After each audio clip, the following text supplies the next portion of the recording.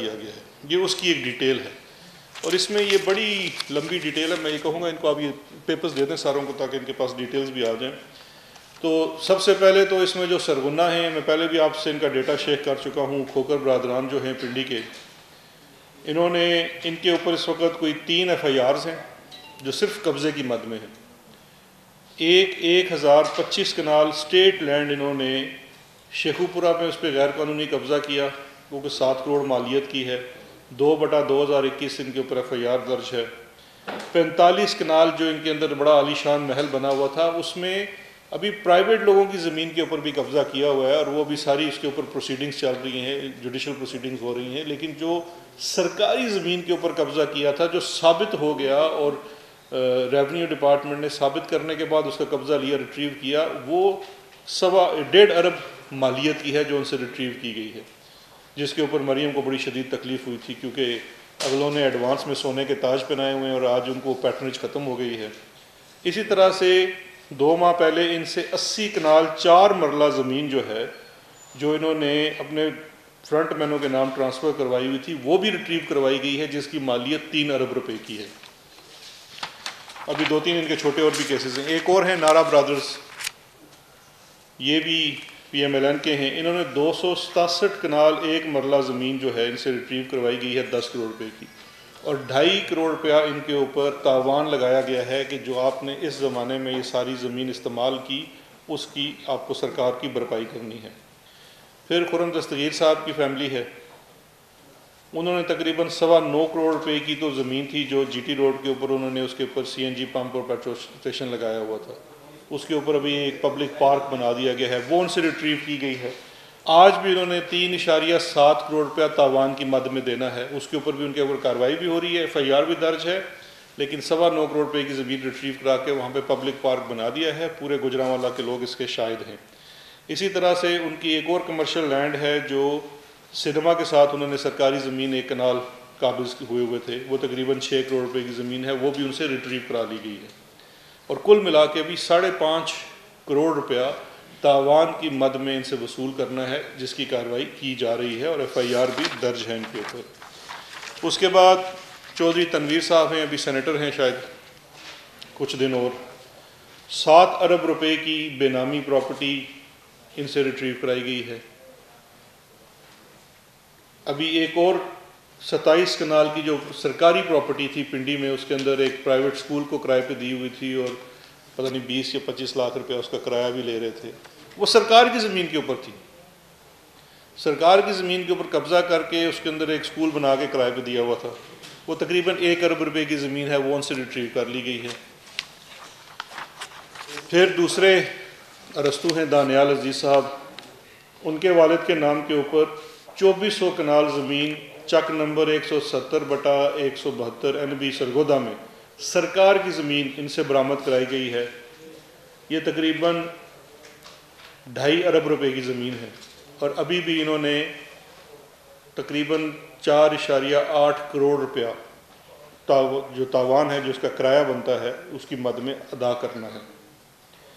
پھر جاوید لطیف صاحب ہیں، وہ بھی بڑے چیختے چلاتے ہیں، لیکن یہ کارنامے ہیں ان کے کہ 8 کنال 2 مرلے انہوں نے میاں فلور مل کے اندر سرکار کی زمین دبائی ہوئی تھی، وہ ان سے ریٹریو کروائی گئی ہے. ایک اسی طرح سے انلیگل ویگن اڈا شیخو پورہ میں بنایا ہوا تھا، وہ ختم کرایا گیا ہے، وہ ریٹریو کرایا گیا ہے. 30 کنال 16 مرلے اسٹیٹ لینڈ میاں پیپر مل اور بورڈ مل کے انہوں نے اس کے اوپر قبضہ تھا، وہ ان سے ریٹریو کروائی گئی ہے. ابھی اس وقت ان کا ایک پلازا بھی ہے جو ہائی وے کی لینڈ کے اوپر بنا ہوا ہے، لیکن اس کے اوپر ایک سٹے ہے تو ہم اس کے اوپر لیگل کارروائی کر رہے ہیں، وہ بھی انشاءاللہ ان سے واگزار کروایا جائے گا.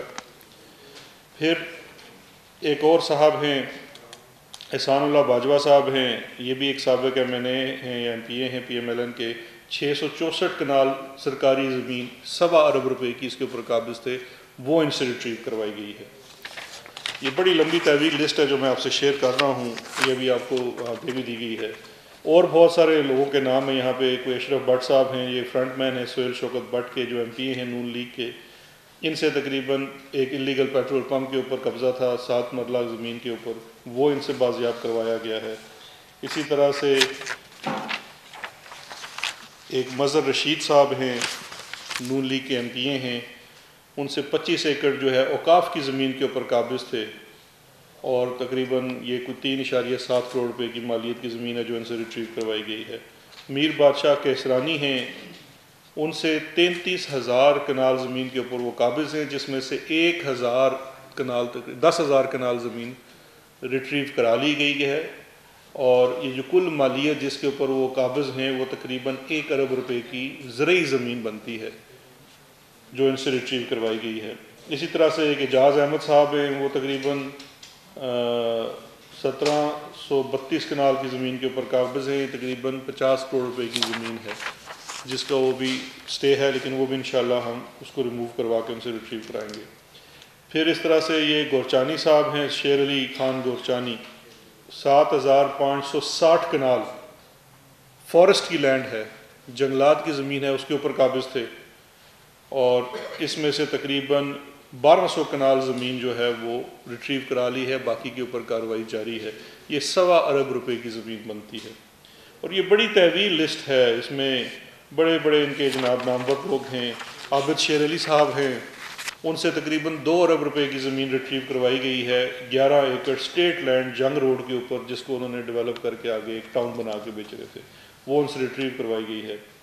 اسی طرح سے یہ اس میں جاوید ہاشمی صاحب کے سن ان لا بھی ہیں، ان سے تقریباً یہ 60 ایکڑ ایگریکلچر لینڈ جو دربار مخدوم عبدالرشید کے ساتھ ملحقہ تھی، اوقاف کی زمین تھی اور اس کے اوپر کاغذ تھے، وہ بھی ان سے ریٹریو کروائی گئی ہے۔ اور مائزہ حمید صاحبہ ہیں، ان کے شوہر جو ہیں 70 ایکڑ زمین جو ہے اریگیشن ڈپارٹمنٹ کی، اس کے اوپر سن 2015 سے قابض ہیں، وہ بھی ان سے ریٹریو کروائی جا رہی ہے۔ یہ تقریباً 10 کروڑ سے زائد کی زمین ہے۔ اب یہ وہ ساری ڈیٹیل ہے، یہ میں نے آپ سے شیئر کی ہے۔ یہ 36، ابھی یہ بڑی طویل لسٹ ہے، ابھی تو میں آپ کے ساتھ 36 جو ان کے ستارے ہیں یا تارے ہیں کے آنکھوں کے، ان کا ڈیٹا شیئر کر رہا ہوں کہ یہ جتنی چیخ و پکار ہے، یہ جتنی آہوزاری ہے، اس کے پیچھے یہ حقیقت ہے اس کی، یہ ان کی وہ ساری ہے۔ اگر آپ میں اس کو یہ دیکھیں تو یہ جو ٹوٹل، اگر آپ اس کی سمری دیکھیں آخر میں جا کے، تو یہ جو ان لوگوں سے دیکھیے کس طرح سے اس کی آپ پوری ایک سلسلہ ہے کہ کس طرح سے اس کو استعمال کیا جاتا ہے۔ کوئی اس کے اندر ایگریکلچر لینڈ استعمال ہے، کمرشل دکانیں بنا دی، اللیگل پلازاز بنا دیے، مارکیز لگا دی، illegal housing society, petrol pump, cinemas, ساری وہ چیز۔ اور یہ جو ٹوٹل ابھی یہ آخری سلائڈ لگا دیں، یہ صرف 36 لوگوں کا ڈیٹا ہے جن سے تقریباً 24 ارب روپے کی ریکوری ہوئی ہے، اور 8,085 ایکڑ زمین ہے، اور یہ چیزیں ان سے ریٹریو کر لی گئی ہیں، اور یہ قومی خزانے میں ساری چیزیں جمع کرا دی گئی ہیں۔ اب دیکھیے بڑی ایک سمپل سی بات ہے کہ ہمارا کیا پرپز ہے یہ ساری ڈرائیو کرنے کا، مقصد کیا ہے؟ حکومت کا مقصد ہے کہ یہ تمام جو ریسورسز، جو چیزیں لوٹی گئی ہیں، اور ان کو میں کہوں گا یہ لو ہینگنگ فروٹس ہیں جو ہم نے بڑی تیزی سے ان سے برآمد کرا لیا ہے، ابھی تو ان سے اور بڑی بھرپائی ہونی ہے۔ ان کی جو باقی کرپشن کی چیزیں ہیں جہاں پہ کرمنل اوفینسز چل کے عدالتوں، اس کے بعد ان سے ہوگی تو انشاءاللہ وہ بھی پورا ہوگا۔ لیکن یہ جو ریٹریول کر رہے ہیں، حکومت کا مقصد کیا ہے؟ حکومت کا مقصد ہے کہ ہم اپنے ریسورسز واپس لیں، اور ان ریسورسز کے ساتھ پھر عوامی فلاح کے جو کام ہے جو حکومت ڈیلیور کرنا چاہتی ہے وہ کرے۔ جس طرح سے ایک ویژن ہے پرائم منسٹر عمران خان صاحب کا، universal health insurance, health coverage ہر شہری کے پاس۔ دیکھیے سرکاری مد میں اگر آپ کو جتنے مرضی اسپتالوں میں بھجوا دیا جائے، وہاں پہ اگر اچھی فیسلٹی نہیں ہوگی، دوا نہیں ہوگی، پوری دنیا کے پاس یونیورسل ہیلتھ انشورنس ہی اس کا حل ہے۔ KP میں اللہ کے فضل سے یہ تقریباً لاگو ہو چکا ہے۔ پنجاب میں بھی اس فرائیڈے کو پرائم منسٹر صاحب نے سائیوال سے اس کا آغاز کیا ہے، اور انشاءاللہ ہمارا ٹارگٹ ہے کہ ہم ودن اے ایئر یہ پورے پنجاب میں یونیورسل ہیلتھ کوریج ہوگی کہ ہر شخص کے پاس وہ ایک ہیلتھ انشورنس ہوگی کہ وہ کسی بھی صورت میں اپنا علاج کروا سکے۔ اس طرح سے اور ڈیولپمنٹ کے کام ہیں، سکولز ہیں جن کے اوپر یہ سارا پیسہ خرچ ہو سکے گا۔ اور یہ جو دیکھیے 210 ارب اس کا ہم دیکھ رہے تھے جو بجٹ ہے، یہ اگر یہی ریسورسز اگر ہم لگا دیں تو ہم بڑے آسانی سے انشاءاللہ پورے پنجاب کو ہیلتھ کوریج دے سکتے ہیں۔ تو یہ ہے مقصد حکومت کا۔ حکومت کوئی آپ کے ساتھ آپ نے کوئی غلط کام نہیں کیا تو کوئی بات نہیں، آپ جتنی مرضی اپنی سیاست کریں، لیکن آپ کی سیاست تو ہے ہی اپنے ذاتی مفاد کی۔ اچھا یہ تو ہو گیا حکومت کا کیا مقصد ہے۔ اب آپ آ جائیے یہ پوری پی ڈی ایم کا کیا مقصد ہے۔ پی ڈی ایم کا اصل مقصد تھا سیلف ڈیفنس، ذاتی مفاد کا تحفظ، اور یہ تو انہوں نے ہم سے خود اپنی نیگوسیشنز میں جب وہ ہو رہی تھی لیجسلیشن کے لیے، تو اس کے اندر تو انہوں نے خود یہ قبولا کہ جی آپ کیسی بات کرتے ہیں، یہ تو ہمارے اپنے سیلف ڈیفنس کی بات ہے۔ اب جو بڑے ہیں وہ کیا چاہتے ہیں، بڑے چاہتے ہیں این آر او، جس کی مثال آپ کے سامنے پیش کر دی گئی تھی، پوری وہ 34 شقیں جو نیب کے 38 شقوں میں سے تبدیلی چاہتے تھے، اور جو باقی ان کے ساتھ ہیں وہ کیا چاہتے ہیں، وہ اس اپنے جو ذاتی مفاد کا تحفظ چاہتے ہیں کہ انہوں نے جس طرح سے یہ اتنے عرصے میں اس پولیٹیکل کلاس نے جو قبضے کیے ہوئے تھے اور ریسورسز کو لوٹا ہوا تھا، عام آدمی کا بس کا کام نہیں ہے کہ وہ جا کے کسی ریسورس کے اوپر قبضہ کر لے۔ تو ان کا مقصد ہے کہ بیسیکلی وہ اپنی ان چیزوں کا تحفظ کرنا چاہتے ہیں۔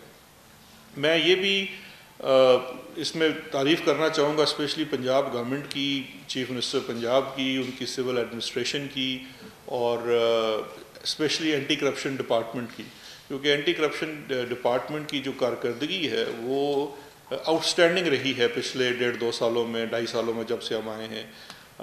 اس میں یہ جتنی ریکوریز ہیں اور جو جس قسم کا وگر انہوں نے دکھایا ہے، اور سملرلی ایڈمنسٹریشن بھی ان کے ساتھ ہے، ورنہ آپ خود اس چیز کے گواہ ہیں کہ کس طرح سے یہاں پہ ملی بھگتیں ہوتی ہیں کہ کوئی آپ کرنا بھی چاہیں تو نیچے سے میل ملاپ ہو جاتا ہے، کبھی ایک رکاوٹ آڑے آ جاتی ہے، کبھی دوسری، اور یہ کام آسان نہیں تھا، اس میں بہت رکاوٹیں آئی، بہت چیزیں آڑے آئی، لیکن جو ایڈمنسٹریشن ہے، جو ان کی لیڈرشپ ہے پنجاب میں، انہوں نے اس پہ ایک کسی طریقے سے سمجھوتا نہیں کیا اور اس ڈرائیو کو کنٹینیو رکھا۔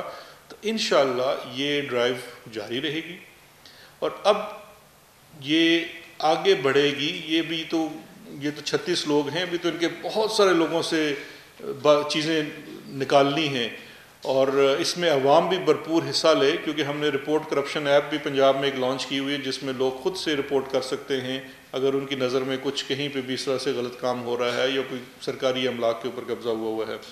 اب دیکھیے 2 چیزیں تھیں، میں نے آپ سے شروع میں بات کی کہ نواز شریف کی سیاست کے بیسیکلی 2 جز تھے، ایک تھا پیسے کی سیاست، دوسری ہے یہ قبضے مافیا کی سیاست۔ قبضے مافیا کا تو یہ دیکھ لیں جو حال ہو رہا ہے، اور ان کی چیخیں اگلے انشاءاللہ جتنے سال ہیں ہمارے 3 سال اس میں بھی چلتی رہیں گی، اور انشاءاللہ اگر عوام نے الیکٹ کیا تو اس سے اگلے 5 سال بھی چلتے ہیں، ان سے ریٹریول کا سلسلہ جاری رہے گا۔ دوسرا جو تھا پیسے کی سیاست، اب ان کا چارٹر آف ڈیموکریسی کا بھی تھا، جس کے اندر انہوں نے لکھا ہوا ہے کہ جی ہمیں یہ سینٹ کا ہے کہ اوپن شو آف ہینڈ کرنا ہے، کیونکہ وہ بھی ایک بہت بڑا جگہ ہے جہاں پہ یہ ساری پیسے کی سیاست ہوتی ہے۔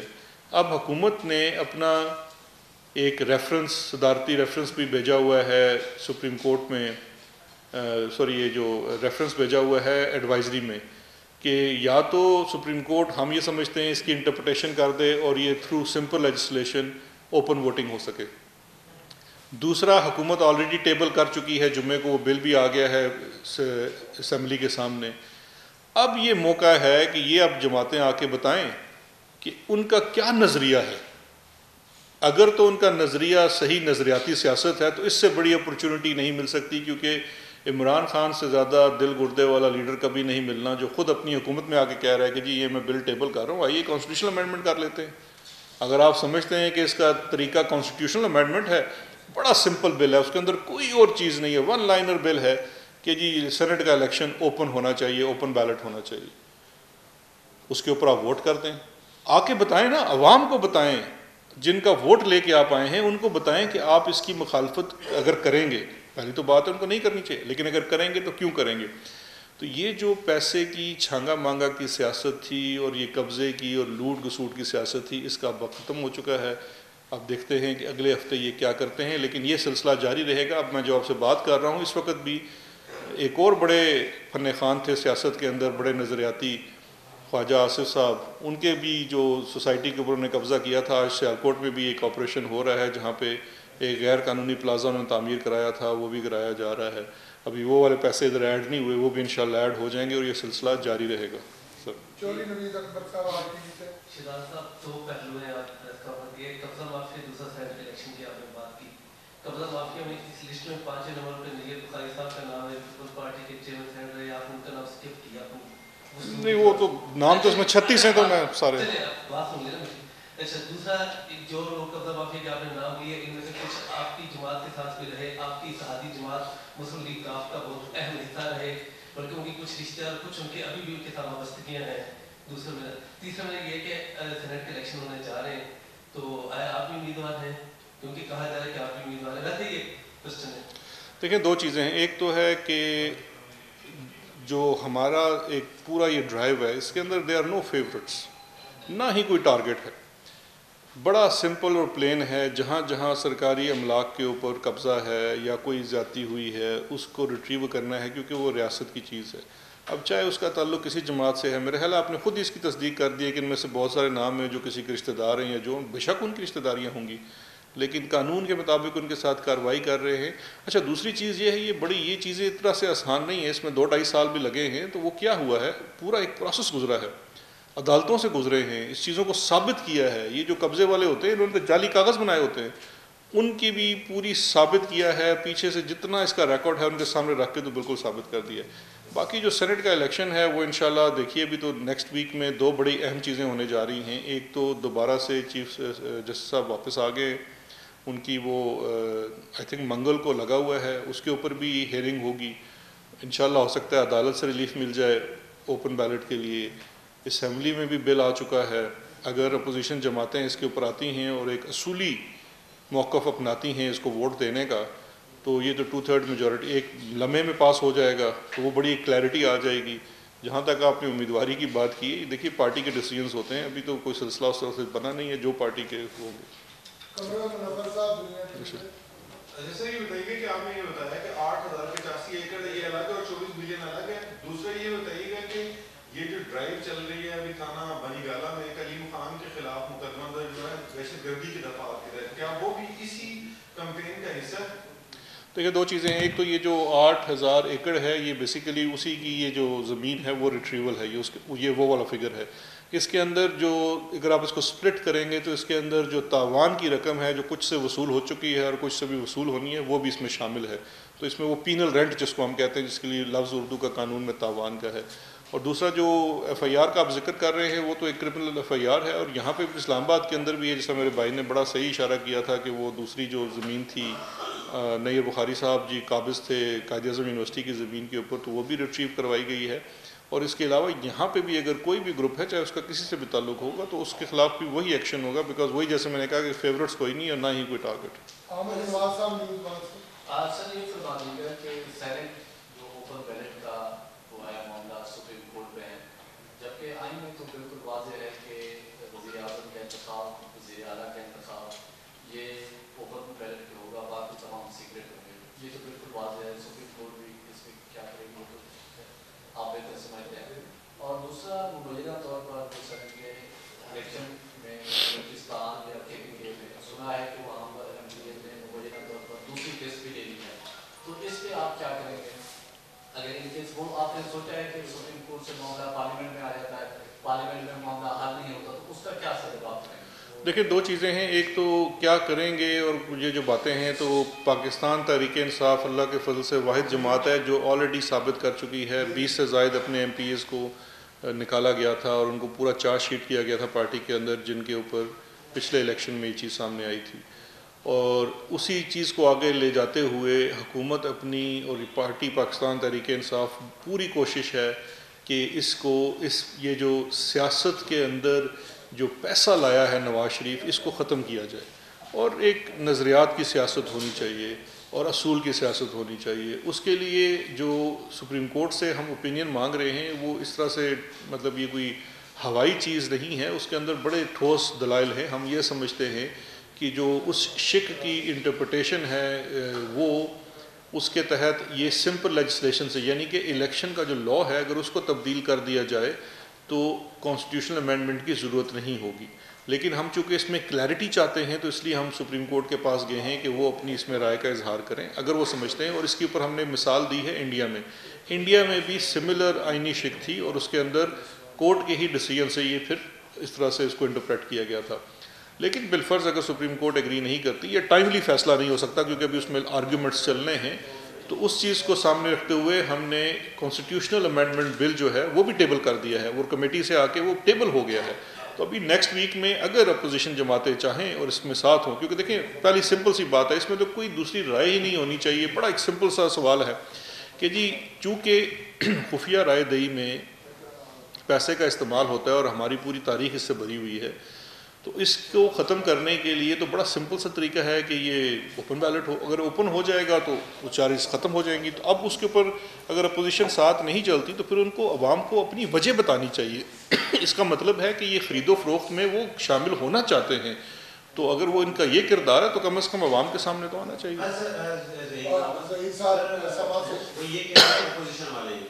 جتنا ٹائم سپریم کورٹ میں لگا اور یہ ریفرنسز وغیرہ میں، اتنے ٹائم میں اپوزیشن سے کنسلٹیشن ہو جاتی تو کنسنسس سے بل آ جاتا سولو فلائٹ. ایک دوسرا جو اوورسیز والا ہے اس میں ایک اور رنگ دیا جا رہا ہے کہ فیصل واڈا کو جانے کے لیے لایا. اچھا نہیں، اچھا یہ ہوتا ہے. دیکھیے اپوزیشن جو فرما رہی ہے یہ کہ جی یہ اگر اتنی دیر ہم سے بات کرتے، دیکھیے ہم نے جب بھی ان سے بات کی ہے انفارچونیٹلی ان کی ایک ہی ڈیمانڈ ہے، این آر او. وہ نہیں ہو سکتا. اس کے علاوہ جو بات کرنی ہے، یہ تو خود ہی انہوں نے فرما دیا تھا کہ جی ہم ان سے اب بند دروازوں میں بات نہیں کریں گے. تو ہم کھلے ایوان میں لے آئے ہیں بل. ہم کہتے ہیں کہ جی اس کے اوپر آ کے پوری اپوزیشن اپنی دلائل دے، آ کے نیشنل اسمبلی میں لائیو ٹیلی کاسٹ ہوگا، بتائیں ان کی کیا لاجک ہے، کس بات کے اوپر وہ کہتے ہیں کہ اوپن بیلٹ نہیں ہونا چاہیے. لاجک کیا ہے اس کے پیچھے آ کے بتا دیں. اس میں کنسلٹیشن ہم نے ان سے کیا کرنی ہے؟ کنسلٹیشن تو یہی ہے کہ ساڑھے کیس بند کر دو. تو وہ تو نہیں ہو سکتا، وہ تو عمران خان کبھی بھی نہیں کرے گا. دوسرا جو آپ نے سوال سوری کیا تھا وہ بھی بڑا امپورٹنٹ تھا کہ جی اوورسیز پاکستانی والا. دیکھیے وہ تو بل ہی الگ ہے، یہ دو الگ بل ہیں.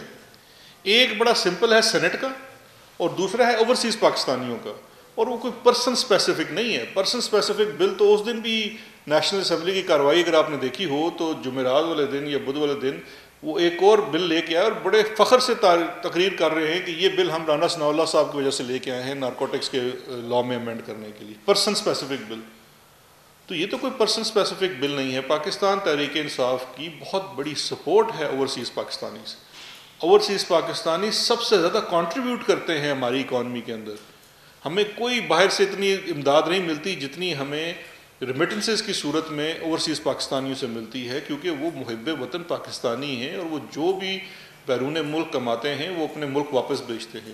وہ ہماری ترقی میں شامل ہوتے ہیں. اگر وہ ہماری ترقی میں شامل ہوتے ہیں تو ان کو ان کے پولیٹیکل رائٹس بھی تو ملنی چاہیے، ریپرزنٹیشن بھی ملنی چاہیے. یہ تو ہمارے منشور کا وعدہ ہے. کیا ہم نے منشور میں بھی سوچا ہوا تھا کسی بندے کے لیے ہم نے بل لانا ہے؟ تو اب چونکہ ان کے پاس کوئی لاجک نہیں ہے کہ سینٹ کے اوپن بیلٹ کو اپوز کریں، تو اس لیے کبھی ادھر کی ہانک رہے ہیں کبھی ادھر کی ہانک رہے ہیں. باقی ایکسپوز انشاءاللہ یہ ہو رہے ہیں. اکبر صاحب یہ بتائیں کہ یہ جو سرکاری زمینوں کے اوپر قبضے ہو جاتے ہیں، لازے بن جاتے ہیں، مارکیاں بن جاتی ہیں، بڑے بڑے ٹاؤنز بن جاتے ہیں، کیا وہ جو محکمے جن کی سرپرستی میں یہ کچھ ہوتا ہے وہ لوگ جو ان کو بھی سزا اور جزا کے پروسیس سے گزارتے ہیں؟ جی یہ سر بڑا اچھا آپ کا سوال ہے، کیونکہ یہ پہلی تو بات ہے یہ ممکن ہی نہیں ہے کہ جب تک سرکاری مال ان کے ساتھ شامل نہ ہو یہ ہو ہی نہیں سکتا. پھر جو ڈاکومنٹس کی فالسیفیکیشن ہوتی ہے، کیونکہ جس نے بھی قبضہ کیا ہوتا ہے اس نے کچھ جعلی قسم کے ڈاکومنٹس تو بنائے ہوتے ہیں. تو یہ جو میں نے آپ کو سارا یہ ڈیٹا آپ کے ساتھ شیئر کیا ہے، ہر شخص کے آگے اس کے ایک ایف آئی آر کا نام بھی لکھا ہوا ہے جو کہ اینٹی کرپشن کی ایف آئی آر ہے. اینٹی کرپشن کی جو ایف آئی آر ہوتی ہے وہ بیسیکلی سرکاری بندے کے خلاف ہوتی ہے کہ جس وقت یہ قبضہ کیا گیا اس وقت اس تحصیل کا، اس تعلقے کا کون بندہ تھا، ذمہ دار تھا، یہ ڈاکومنٹس کی اگر فالسیفیکیشن ہوئی ہے وہ کون ہے، اور ان سب کے خلاف کارروائی ہو بھی رہی ہے. لوگوں کو سسپینڈ بھی کیا گیا ہے، لوگوں کو اریسٹ بھی کیا گیا ہے، اور اس کے اوپر پورا، اور یہ جتنے اریسٹ وغیرہ ہوئے ہیں وہ سرکاری لوگوں کے ہوئے ہیں. تو وہ پورا پروسیس چلنا ہے. ایک پروسیس تو یہ اسٹیٹ لینڈ ہے، بڑا اچھا قانون ہے، سرکاری زمین ہے، آپ فوری طور پہ واگزار کرا سکتے ہیں. سرکار کی زمین واپس آ گئی، ریکوری ہو گئی. اب جو یہ غیر قانونی کام ہوا ہے اس کے اوپر پوری کارروائی چلنی ہے. اینٹی کرپشن والے نے ایف آئی آر دی ہے، اس کے بعد اس کا چلان جمع ہوگا، ٹرائل چلے گا، اور جن بھی لوگوں نے اس میں معاونت فراہم کی ہے یا جو بھی انہوں نے کیا ہے اس کے اوپر ان کو سزا ملے گی. تو یہ پورا ایک پروسیس ہے جو انشاءاللہ ہو رہا ہے اور ہوگا آگے چل. یہ فرمائیے گا کہ یہ جتنی کام کی گئی ہے یہ تمام اپوزیشن کے क्या पाकिस्तान तहरीक इंसाफ का कोई रुकन ऐसा नहीं है जो कि कब्जे में मुलविस रहा हो या कब्जे में हो? क्या इसकी ये वजह है कि हुकूमत को भी वक्त नहीं मिला उन लोगों की तहकीकात करने के हवाले से, और इन फ्यूचर क्या प्लान है? क्योंकि तहरीक इंसाफ में भी बहुत से वो लोग शामिल हैं जो कि दूसरी जमातों से आए थे और उन्हीं जमातों से उनका ताल्लुक था जो कब्जा माफिया से ताल्लुक रखती है। देखिए, दो चीज़ें हैं। एक तो ये है कि हम हरगिज़ ये नहीं कह रहे कि जो अपोजिशन की जमातें हैं उनके अंदर तमाम लोग ही इस किस्म की हरकतों में मुलविस हैं। ये तो माफिया की एक और बड़ी खासियत होती है कि एक मखसूस ग्रोह या एक छोटा सा धड़ा उसके अंदर ऐसा शामिल होता है, तो हम तो उन गंदी मछलियों की निशानदेही कर रहे हैं। अपोजिशन के अंदर भी बड़े लोग नज़रियाती सियासत करना चाहते होंगे, लेकिन अपनी लीडरशिप की वजह से वो ऐसा नहीं कर पाते, तो उनके लिए बड़ा ये नादर मौका है कि वो दोबारा से एक दफ़ा अपना सोचें। और जहाँ तक बात है कि ये सिर्फ एक पार्टी के हैं, तो एक पार्टी के नहीं हैं। मैंने तो आपसे सिर्फ 36 लोगों की चीज़ें शेयर की हैं। मेरा ये चैलेंज है, कोई भी अगर हमारा हुकूमत का बंदा जिसके ऊपर कोई ऐसी चीज़ है आप सामने लाइए, किसी को कोई किसी किस्म की रायत हासिल नहीं है। और आजकल के दौर में क्या ये मुमकिन है, स्पेशली इतने आज़ाद और ख़ुद मुख्तार मीडिया के होते हुए, कि एक तरफ आप जा रहे हैं और दूसरे को आप कुछ कर ना सकें? तो ये तो बिल्कुल सवाल ही पैदा नहीं होता। और अगर ऐसे देखें, हमने तो वो भी स्टैंडर्ड रखा है कि जहाँ किसी के ऊपर कोई केस भी फाइल होता है तो वो अपने ओहदे से अलग हो जाए। तो ये सारा सिलसिला उस तरह से है कि एक शफाफियत के साथ, ट्रांसपेरेंसी के साथ चल रहा है। अब आखिरी सवाल ले अच्छा सर, बता दीजिएगा क्योंकि आपके हवाले से काफ़ी बातें होती हैं, आजकल ये भी हो जाएगा कि 4.5 अरब रुपए जो कि बैरून मुल्क से आए थे, क्योंकि आपने कहा था कि ये पाकिस्तानी टैक्स पेयर्स का पैसा है, पाकिस्तान को मिलना चाहिए, वो किस अकाउंट में आया अभी तक कोई वादे नहीं किया गया। वज़ीर-ए-आज़म इमरान खान साहब ने अपनी कैबिनेट मीटिंग में कहा कि वो शेयर नहीं करना चाहते, इस पैसे के हवाले से बात नहीं करना चाहते, तो ऐसा क्यों है? वो पैसा कहाँ है, उसका क्या हिसाब है, किस अकाउंट में वो आया? ये कौन से पैसे की बात कर? ये बैरून मुल्क से आया था 4.5 अरब। मेरा ख्याल 4.5 अरब नहीं आया था, आप ज़रूर तहकीक ज़रा करें। वो तकरीबन कोई 30 अरब से ज़्यादा रकम है, और वो जो सरकार का अकाउंट होता है उसी के अंदर वो जमा हुआ है, और ऐसा हरगिज़ नहीं है। जिस चीज़ की तरफ आप इशारा कर रहे हैं, वो जो कॉन्फिडेंशियलिटी एग्रीमेंट होता है, वो किसी भी, जब ये कोई सिविल सेटलमेंट होती है तो उसके साथ एक कॉन्फिडेंशियलिटी एग्रीमेंट भी होता है, लेकिन उसकी जितनी तफसील थी कि पैसा कहाँ से आया, क्या था और किस मद में था, वो तो थ्रू प्रेस रिलीज़ दे दी गई थी। तो वो बाकायदा चीज़ें सारी पब्लिक हैं, तो उसके अंदर कोई ऐसी चीज़ नहीं है जो छुपाई गई हो। बहुत शुक्रिया।